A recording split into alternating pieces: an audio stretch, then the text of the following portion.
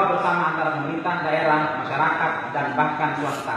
Maka untuk mewujudkan hal tersebut perlu dibentuk aturan hukum berupa peraturan daerah tentang pencegahan dan penanggulangan penyakit menular dan tidak menular, sehingga dapat terwujud peningkatan derajat kesehatan masyarakat yang setinggi-tingginya sebagai investasi bagi pembangunan sumber daya manusia yang produktif secara sosial dan ekonomis di kota metro.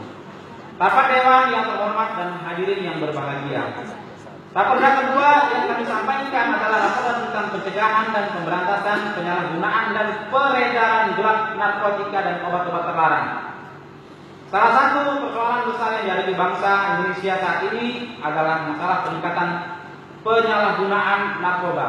Peningkatan tersebut terjadi baik pada konteks penggunaannya, variasinya maupun jumlah narkoba yang digunakan sampai dengan konteks korban.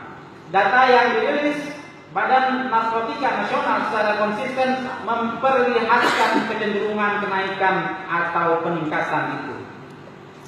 Sesuai rencana aksi BNN berdasarkan asumsi hasil penelitian di tahun 2011 dapat diproyeksikan jumlah penyalahgunaan narkoba di Indonesia pada tahun 2015 mencapai 5,8 juta orang.